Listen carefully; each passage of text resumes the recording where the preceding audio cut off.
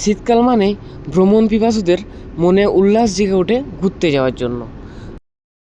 তো আপনারা যদি এই শীতকালে এরকম অপরূপ দৃশ্যের অনুভব করতে চান তাহলে আপনারা চলে আসুন পুরুলিয়া। আর পুরুলিয়ার সবথেকে বড় আকর্ষণীয় জিনিস হচ্ছে অযোধ্যা পাহাড়।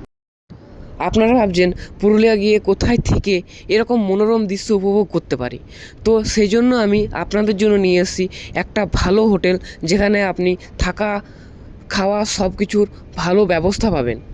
তো চলুন দেখে নেওয়া যাক হোটেলটা কী রকম। এই হোটেলে আপনারা single, double, AC, non AC যেরকম টাইপের রুম চাইবেন আপনারা পেয়ে যাবেন। তো দেখুন কীরকম রুমগুলো আছে। রুমগুলো তো আমি গেছিলাম তখন খুবই ভালো লেগেছিলো, সাজানো গোছানো রুম। আর এই রুমগুলোতে যদি দেখা যায় তো ভিউ এখান থেকে খুবই ভালো ভিউ পাওয়া যায় এখান থেকে। এটা দেখুন বিকেলবেলার ভিউ, তো আমার তো খুবই ভালো লেগেছে এখানের ব্যালকনি থেকে ভিউটা। আর এটা শিমুলিয়ার যে বাইপাস রোড আছে সেখানেই আছে, তো এখানে ভালো রকম ভিউ পাওয়া যায়। প্রতিটা রুমই কি সুন্দরভাবে সাজানো আছে, এবং এই যে রুমগুলো প্রতিটাতেই টিভি, সব কিছু রাখার জন্য জিনিস, এবং প্রতিটা সাজানো গোছানো রুম।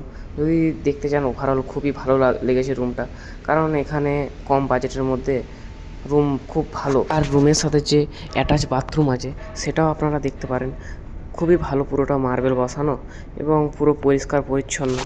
দেখুন যে রুমগুলোর লাইট ডেকোরেশন কীরকম আছে, যে RGB লাইট দিয়ে সাজানো আছে। যদি আপনি রাতে এগুলো জ্বালিয়ে থাকতে পারেন কোনো ব্যাপার নয়। তাছাড়া এমনি হাই ভোল্টেজের লাইটও আছে এখানে, ওটার জন্য কোনো প্রবলেম হবে না।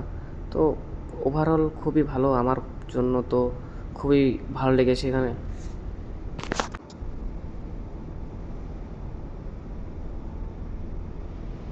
এখন যাচ্ছি আমি একটা ডবল বেডের রুমে।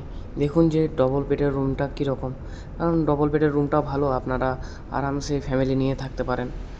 দেখে নিন যে কেমন আছে রুমটা। রুমে দুটো বেড আছে, তো দুটোতে দুজন দুজন করে থাকা যাবে আরামসে। আর এর সাথে অ্যাটাচ বাথরুমও আছে, যেমন প্রতিটা রুমেই আছে, দেখতে পাচ্ছেন।